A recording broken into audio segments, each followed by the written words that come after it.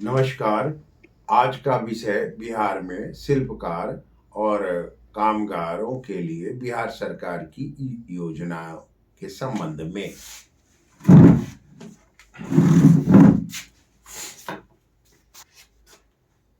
बिहार शताब्दी असंगठित कार्य क्षेत्र कामगार एवं शिल्पकार सामाजिक सुरक्षा योजना।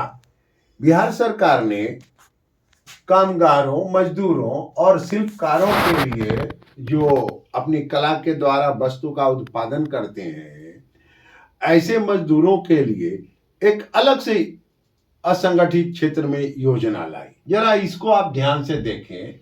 असंगठित क्षेत्र का है, यह व्यक्ति राज्य में रहने वाला कामगार या शिल्पकार हो जो बिहार राज्य में निवास करता है। दूसरा, न्यूनतम मजदूरी अधिनियम 1948 में शामिल है। यह विषय न्यूनतम मजदूरी अधिनियम 1948 जो बना, उसमें कितने प्रकार के कामगार हैं, मजदूर हैं, वो वर्णित है, तो वो इसमें है। और बिहार सरकार न्यूनतम मजदूरी में 86 प्रकार के मजदूर को मानता है, तो स्वाभाविक है यहां भी उसकी कुछ संख्या है। कामगार कौन होंगे? जो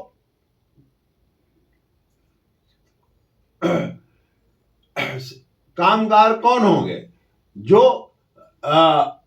ये न्यूनतम मजदूरी में आ रहे हैं और बिहार में ही काम करते हैं, वही कामगार होंगे। शिल्पकार कौन होंगे? जो बिहार में ही रहते हैं और अपने काम धंधा में लगे हुए हैं।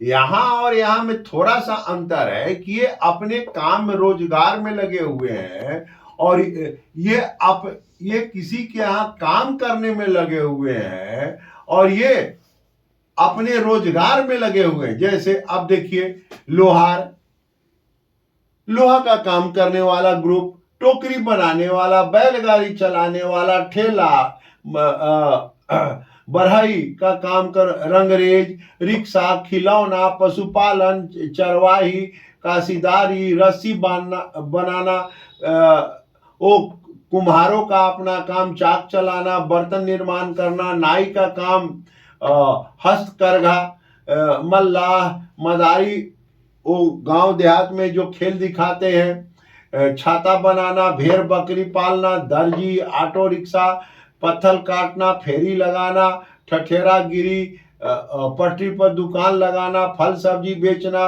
और मूर्ति निर्माण, बुनाई। इस प्रकार से जो स्वरोजगार में लगे हुए हैं वही शिल्पकार में उनको रखा गया है।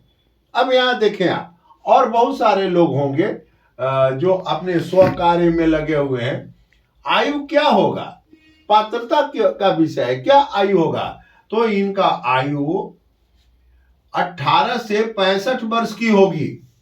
दुर्घटना, जो प्रवासी मजदूर वाला, यानी इसके पहले जो टॉपिक आया है जिसमें प्रवासी मजदूर के लिए जो नियम है, सेम नियम इसमें भी है। दूसरा, एक दुर्घटना होने के बाद, चूंकि ये बिहार राज्य में ही है, दुर्घटना होने के बाद 180 दिन के अंदर उनका परिवार सरकार को, सरकार के विभाग को सूचना देगा। अब आप देखें, सूचना कहां देगा? तो सूचना देने का वही जगह है ब्लॉक प्रखंड में, प्रखंड पदाधिकारी, वहां एलईओ साहब होते हैं, एलईओ साहब को देगा या फिर जिला पदाधिकारी को देंगे। और हर जिला में एक श्रम पदाधिकारी होते हैं जो इस विभाग को देखते हैं, उनको देंगे।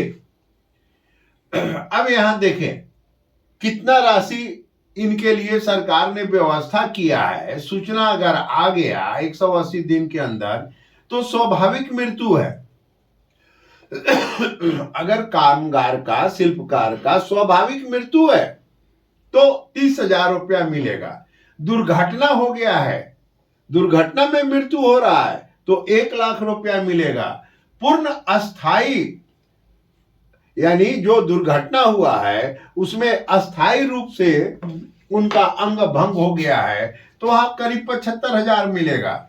आंशिक अगर दुर्घटना हुआ है, यानी कुछ थोड़ा कटा है, कुछ थोड़ा चोट है, तो 37,000 मिलेगा। और असाध्य बीमारी अगर वो क्या कहते हैं, कामगार और शिल्पकार को हो गया है, असाध्य बीमारी में जैसे टीबी हो गया हो, कैंसर हो गया हो, या इस तरह का कोई और असाध्य बीमारी, तो उस दरमियान इनको 7500 से लेकर 30,000 तक रुपया मिलेगा।